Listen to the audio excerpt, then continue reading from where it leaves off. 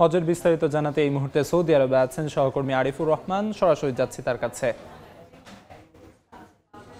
খুব সকাল থেকে অর্থাৎ ফজরের নামাজের পর থেকেই সমস্ত হাজিরা মিনা থেকে আরাফার ময়দানে এসে উপস্থিত হয়েছেন।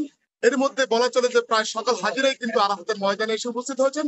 আর কিছুক্ষণ পরেই কিন্তু মূলত হজের যে আনুষ্ঠানিক যে সময় অর্থাৎ আরাফার ময়দানের যে সময় সেটা কিন্তু শুরু হবে। আমরা জানি যে ঠিক জোহর সময় থেকে একেবারে সূর্যাস্ত তথা মাগরিবের সময় পর্যন্ত আরাফাতের নির্দিষ্ট সময়, এই সময়ের মধ্যেই কিন্তু মূলত উপস্থিত যে হাজিরা আছেন এখানে তারা কিন্তু সম্পূর্ণ সময়টা ইবাদত বন্দেগীতে কাটাবেন এবং এখানে কিন্তু একই আজানে অর্থাৎ দুই ইকামতের মাধ্যমে জোহর এবং আসরের নামাজ আদায় করবেন হাজিরা এবং এখানে কিন্তু হজের যে খুতবা সেই খুতবা কিন্তু শুনবেন তারা এবং ওই খুতবার মাধ্যমে কিন্তু মূলত যে বিশ্ব শান্তি যে কামনা করা অর্থাৎ হাজিদের জন্য অর্থাৎ পুরো দুনিয়ার জন্য পুরো পৃথিবীর মুসলিম উম্মার জন্য যে বিশেষ দিক নির্দেশনা সেই খুতবার মাধ্যমে দেওয়া হয় ওই খুতবাটি কিন্তু তারা শুনবেন। যেমনটি আমরা জানি যে এই খুতবাটি বিভিন্ন ভাষা অর্থাৎ বাংলা সহ বিভিন্ন ভাষায় সরাসরি সম্প্রচার করা হবে। এই খুতবার মাধ্যমে কিন্তু বিশ্ব শান্তির যে বাণী সেটি সম্প্রচারিত হবে।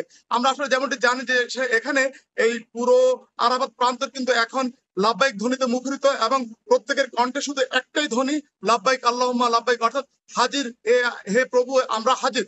এখানে এসে হাজিরা যেমনটি দেখছেন যে আসলে তাদের জন্য যে ব্যবস্থাপনাটি করা হয়েছে সৌদি সরকারের পক্ষ থেকে এটি অত্যন্ত চমকপ্রদ। অর্থাৎ এতটাই গরম কিন্তু তারপরও যে বিশেষ তাঁবুর ব্যবস্থাপনা করা হয়েছে এতে করে কিন্তু হাজিরা সন্তুষ্ট এবং তারা কিন্তু এখানে এসে তাদের এক ধরনের সন্তুষ্টির কথাও জানিয়েছেন।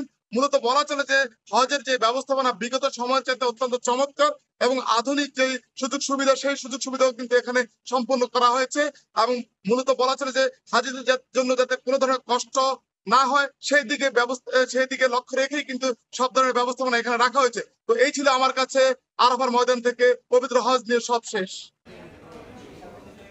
আরাফার ময়দান থেকে পবিত্র হজের সবশেষ জানাচ্ছিলেন সহকর্মী আরিফুর রহমান।